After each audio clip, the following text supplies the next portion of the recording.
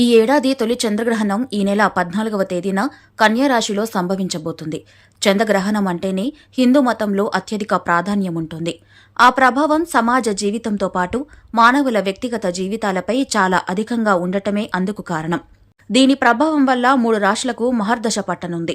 14వ తేదీన కేతువు కన్యారాశిలోనే ఉంటాడు. అలాగే చంద్రుడు కూడా మీనరాశి నుంచి కన్యారాశిలోకి ప్రవేశిస్తాడు. గ్రహణం ఏర్పడే సమయంలో శనిదేవుడు కుంభరాశిలో ఉంటాడు. ఈ ప్రభావాలన్నీ కలిపి కర్కాటక రాశి, మిథున రాశి, మేషరాశులకు విశేష ప్రయోజనాలు కల్పించి వారిని కోటీశ్వరులుగా మార్చబోతుంది. కర్కాటక రాశి చంద్రగ్రహణం వల్ల ఈ రాశికి అత్యధిక ధనం లభిస్తుంది. పెట్టుబడులు పెట్టడానికి ఇది మంచి సమయం. పెట్టిన పెట్టుబడుల నుంచి మంచి లాభాలను భవిష్యత్తులో అందుకుంటారు. ఉద్యోగస్తులకు కొత్తగా ఉద్యోగ అవకాశాలు రావడంతో పాటు ప్రమోషన్స్, ఇంక్రిమెంట్ లభించి వారిని సంతోషపరుస్తాయి.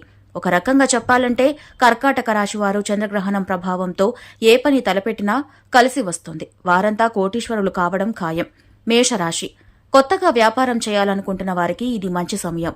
సజావుగా సాగుతుంది. మంచి లాభాలున్నాయి. ఉద్యోగస్తులకు శరమామూలుగానే జీతాలు పెరుగుతాయి. ప్రమోషన్స్ వస్తాయి. ఆర్థికంగా మేషరాశి వారు చంద్రగ్రహణం వల్ల మంచి స్థితికి చేరుకుంటారు. జీవితంలో స్థిరపడతారు. ఏ పని తలపెట్టినా వీరు విజయం సాధిస్తారు. కుటుంబంలో ఆధ్యాత్మిక వాతావరణం వెల్లివిరుస్తుంది. మిథున రాశి చంద్రగ్రహణం సమయంలో ఈ రాశులకు మహర్దశ పట్టుకుని మహర్జాతకులవుతారు. అనుకోని రీతిలో ధనం వస్తుంది. సమాజంలో గౌరవ మర్యాదలు పెరుగుతాయి. వ్యాపారస్తులకు చాలా బాగుండే సమయం ఇది. వారికి అమితమైన లాభాలతో పాటు వారి ఆర్డర్లు దక్కుతాయి. ఉద్యోగస్తులకు వేతనం పెరగడంతో పాటు ప్రమోషన్ ఉంది. ఈ రాశివారు ఆర్థికంగా మంచి స్థితికి చేరుకుంటారు.